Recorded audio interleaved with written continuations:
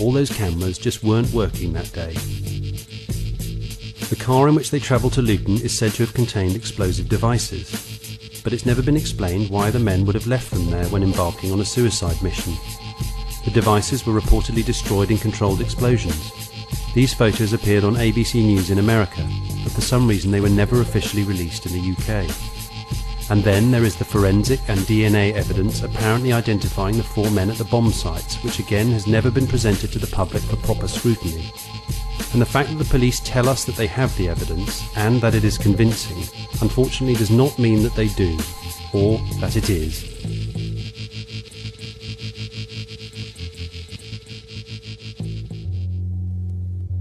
The past record of the British police in catching and honestly convicting the real perpetrators of bombings in the UK is appalling. Instead, in numerous cases it has been shown that the police deliberately tampered with evidence, forced confessions out of suspects, and withheld information that would clear them. You think we're exaggerating? Then go on the internet and look up the following. The Birmingham 6,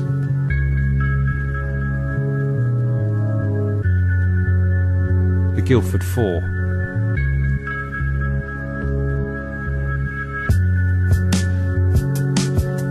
the Maguire 7,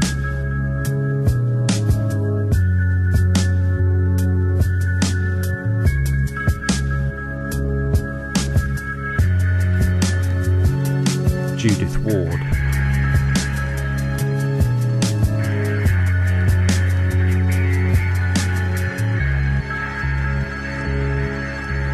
Danny McNamee,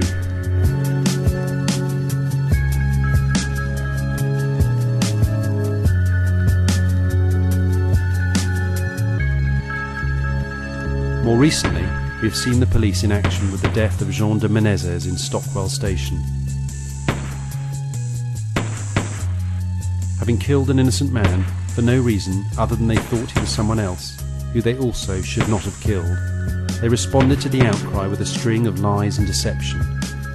And despite all the investigations, no police officer was charged or punished in any way for the murder. And even more recently, we've seen another innocent man shot. This time as he came down the stairs in his pyjamas after his house had been raided by 250 policemen looking for chemical weapons that turned out not to be there, despite there being what the police later described as compelling evidence. So if you genuinely believed it was unlikely or even impossible that the police would ever fabricate evidence in order to give the appearance of having solved a crime, it is time to reassess your belief. They have, they do, and they will again. If we learn one thing from these incidents, it is this: the police view themselves as above the law. And if we learn another thing, it is that they are.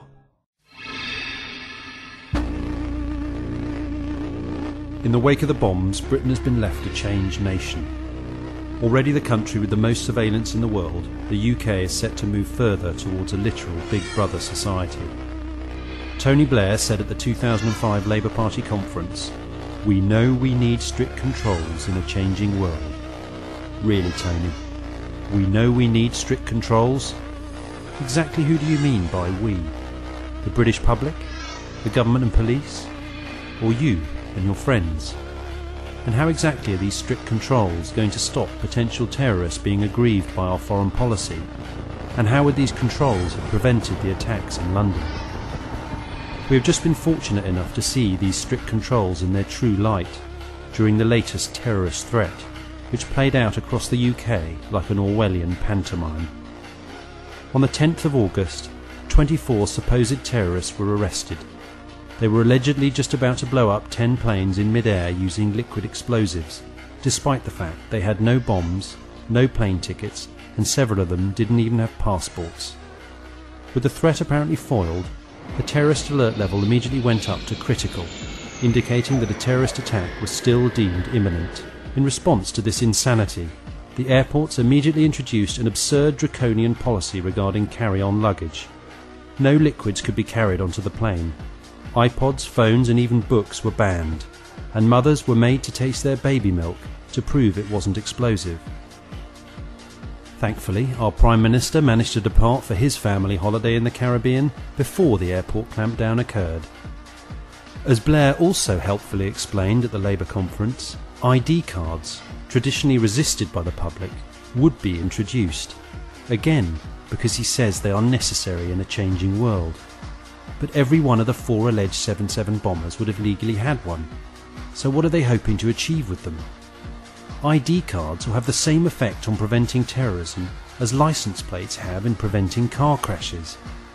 And there's now talk of introducing biometric identification, iris scans and body scanners. Who is actually being watched here? The so-called terrorists? Or us? MI5 has boosted its numbers since the attacks by 25%. The Metropolitan Police has requested funding for an additional 1,500 anti-terrorist police, while police powers have risen considerably. These include the right to detention without trial. The UK is currently the only European nation to have suspended Article 5 of the European Convention on Human Rights, which prevents such detention. How can a supposedly free, moral and rational society allow the imprisonment of human beings without having the evidence to actually charge them with wrongdoing? What happened to the concept of innocent until proven guilty? When was it decided that this no longer applied to every one of us, irrespective of race or background? Consider the cases of the following terrorists.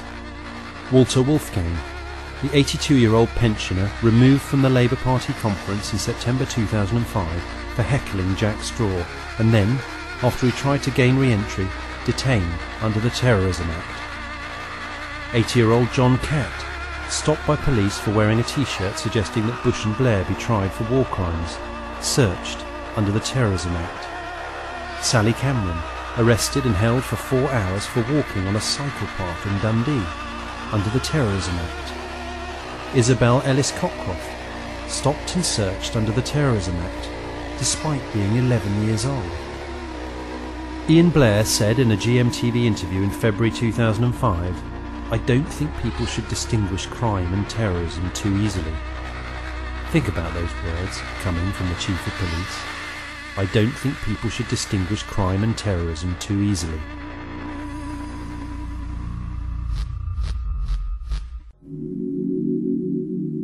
In the most extraordinary and draconian expansion of their powers ever seen in the UK, the Serious Organised Crime and Police Act came into power in 2005. The provision you may have heard about in the media was Section 132, the restriction to demonstrate within 1 kilometre of Parliament Square, obviously an essential tool in fighting organised crime. The first conviction under the Act was in December 2005, after Maya Evans was arrested for reading out the names of British soldiers killed in the Iraq War under the cenotaph, without permission. Since when was peaceful protest a serious organised crime? But the more important section of the Act, and one that was barely mentioned by the mainstream media, was the changes made to the powers of arrest used by the police. From New Year's Day 2006, the police can now arrest you for any offence at all, including dropping litter or not wearing a seatbelt.